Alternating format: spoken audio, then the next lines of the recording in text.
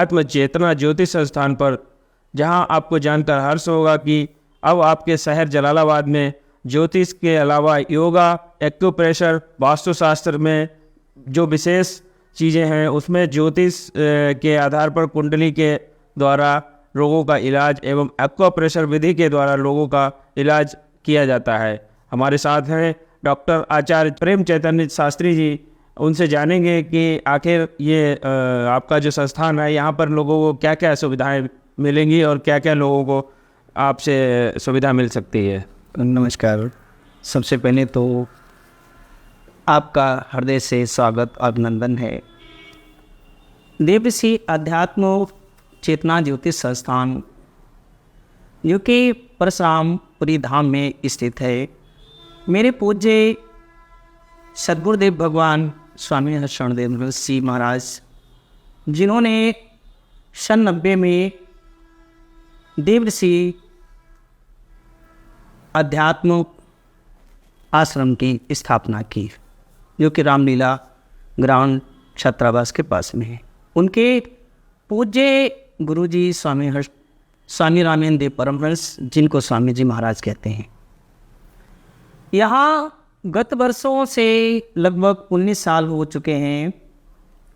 पूरे क्षेत्र में, नगर में सभी के यहाँ धीरे धीरे पांडित्य कर्म, ज्योतिष का प्रकाश, यहाँ सभी के सहयोग से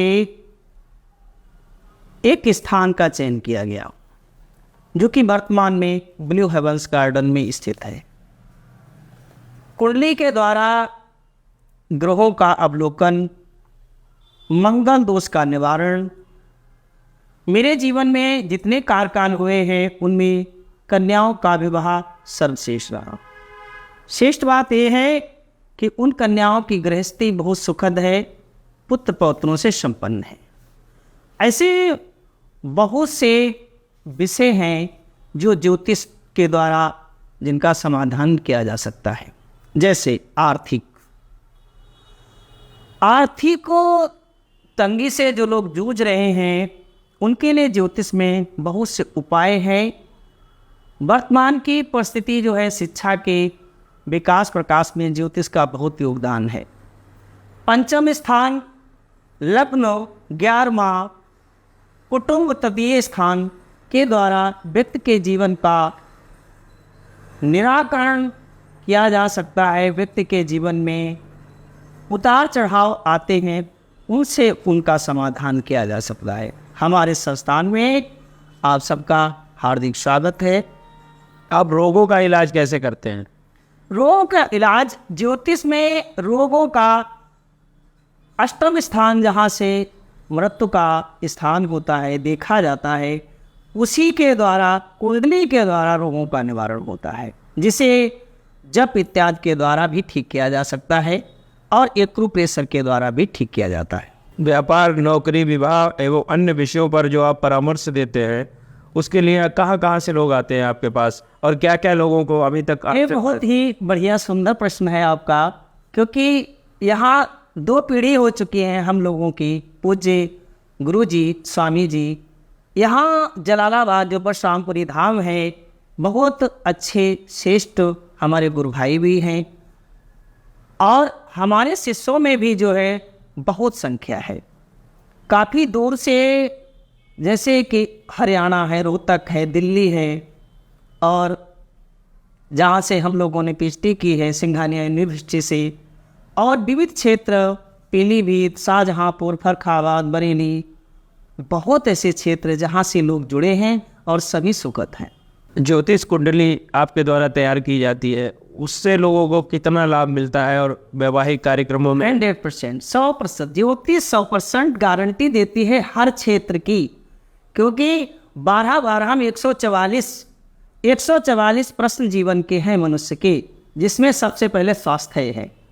आप अगर स्वस्थ हैं तो आपका पंचम स्थान विद्या आपकी अच्छी होगी, विद्या अच्छी होगी तो समाज से आप जुड़ पाएंगे, और अगर समाज से आप जुड़ पाएंगे तो वैवाहिक जीवन भी आप भोग पाएंगे।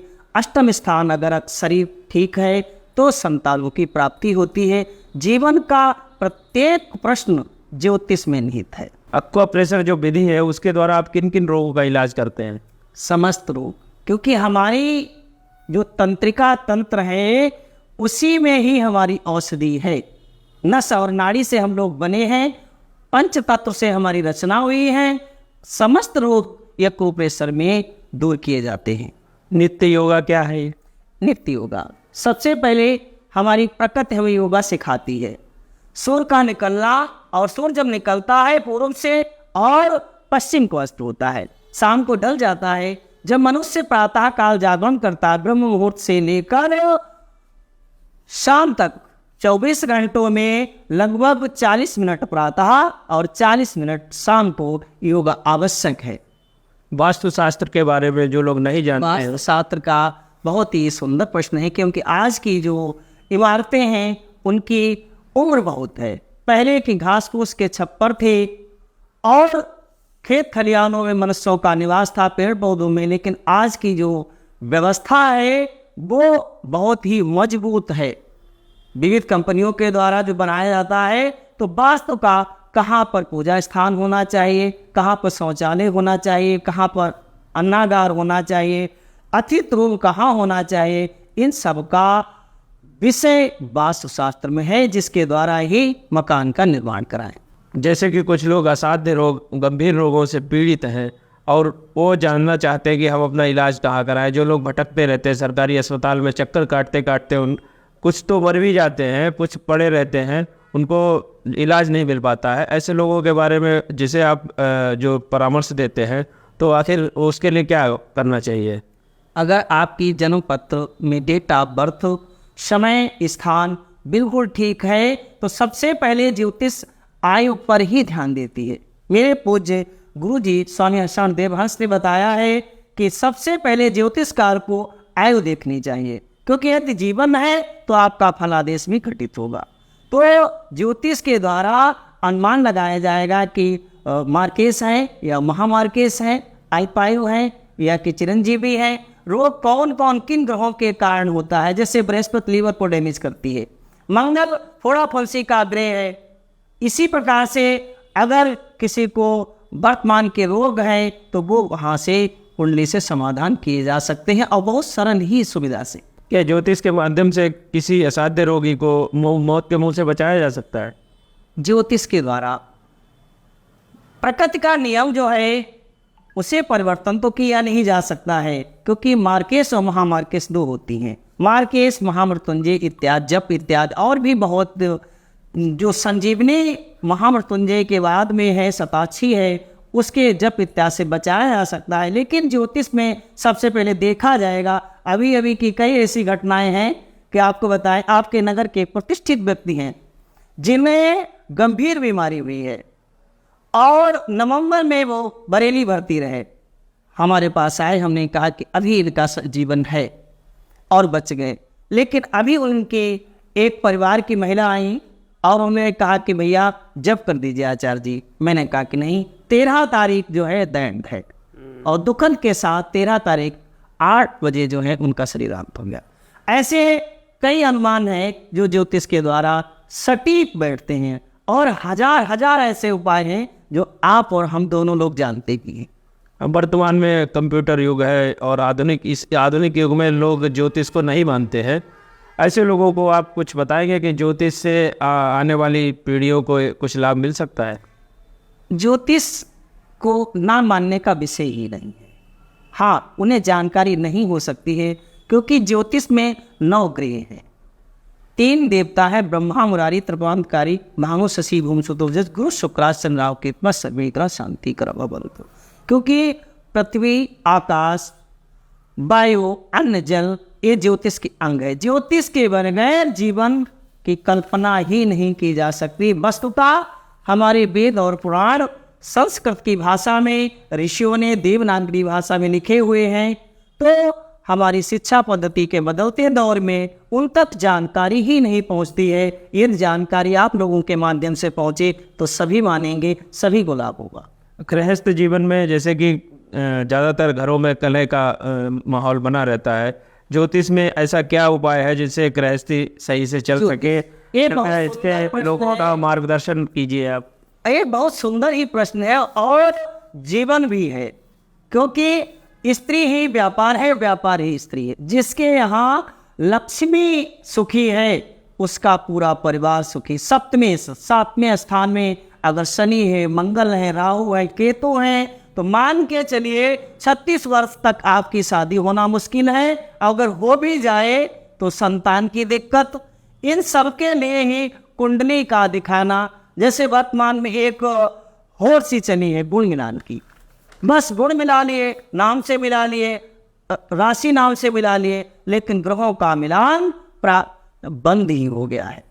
अब वर और कन्या के दोनों जन्मांक के द्वारा वरिष्ठ आचार दोनों पक्ष के बैठते हैं, कन्या पक्ष का आचार, वर पक्ष का आचार, और दोनों परिवार बैठते हैं और सादर निवेदन करते हैं कि आप मार्गदर्शन करिए। 100% अगर ग्रहों का मिलान हो जाता है तो दोनों दीर्घायु होते हैं, दोनों संतति के पुत्र पौत्रा धन धान्य, वहां पर किंचित मात्र भी कोई आपदा नहीं ठहरती है। अल्पायु से कैसे बचा जा सकता है? क्या ज्योतिष में इसका समाधान है कोई? हाँ, पहले हमारे 16 संस्कार, ये उत्तम, बहुत ही आपको बहुत बहुत आशीर्वाद, क्योंकि 16 संस्कार का वर्णन किया गया है पुंसवन गर्भाधान से लेकर अंत्येष्टि तक, क्योंकि जीवन का निर्माण ही हमारी माता पिता के विचारधारा से और कुल के पूर्ण और पाप से होता है। तो पहले ही हम अगर माता पिता हमारे धार्मिक हैं, संतों के साथ में हैं, तो अल्पायु संतान नहीं होगी। और उसमें वर्णन भी है कि 16 रात्रियों में किन किन रात्रियों में पुत्र और किन किन रात्रियों में पुत्री की प्राप्ति होती है, किन किन में अल्पायु। लेकिन आज के मनुष्य को कोई जानकारी ही नहीं है, जैसे तैसे विवाह और अंधभक्ति के द्वारा संतानों का जन्म, कब अल्पायु मिलती है, कब दीर्घायु मिलती है, आचारों का इसमें सहयोग होना चाहिए, उनके द्वारा सलाह लेनी चाहिए। क्या ज्योतिष के माध्यम से आर्थिक स्थिति को सुधारने का कोई तरीका है? प्रारब्ध पहले ही रचो, बाद में रचो शरीर। हमारे जन्म के साथ ही हमारे भाग्य का निर्माण हो जाता है। ये 3 प्रकार की ज्योतिष है, जिसको जन्म के बाद गणना करके लिखा जाता है। लेकिन जन्म से पहले भी अगर हम किसी बच्चे की कुंडली को देखते हैं जो कि अभी अभी जन्मा है, तो पूरा लिखा जा सकता है कि कब क्या होगा, कैसे होगा, कितनी संतानें होंगी। ये कहीं न कहीं आर्थिक दृष्टि से बचने के उसमें कई कई उपाय हैं, और देखा जा सकता है कि निर्धन व्यक्ति होगा या कि धनवान होगा, आकस्मिक धन का लाभ प्राप्त हो सकता है। पर इसके लिए डेट ऑफ बर्थ और टाइम स्थान का सही होना बहुत आवश्यक है। प्रेम चैतन्य शास्त्री जी महाराज, अगर आपको ज्योतिष, योगा, एक्वाप्रेशर, वास्तुशास्त्र या अन्य किसी समस्या से आप जूझ रहे हैं और उसका समाधान आपको नहीं मिल रहा है, तो आप डॉक्टर आचार्य प्रेम चैतन्य जी से मिलिएगा। आपके सारे कष्ट यहाँ से दूर हो सकते हैं। आपको इनसे मिलने का जो पता है वो है Farrukhabad Road, Blue Heavens Garden. आप यहाँ आकर गुरु जी का मार्गदर्शन प्राप्त कर सकते हैं। हमारे दर्शकों के लिए कोई संदेश देना चाहेंगे? और सभी हमारे बहुत प्रिय हैं और ज्योतिष के द्वारा अपने आने वाली जो पीढ़ियां हैं उनके लिए डेट ऑफ बर्थ का संयोजन करें, डेट ऑफ बर्थ लिखें और किन्हें अपने स्थानीय आचार से ज्योतिष का निर्माण कराएं और समय समय पर उनका अवलोकन भी कराते रहें। आप सबको कोट कोट सा नमन है। धन्यवाद।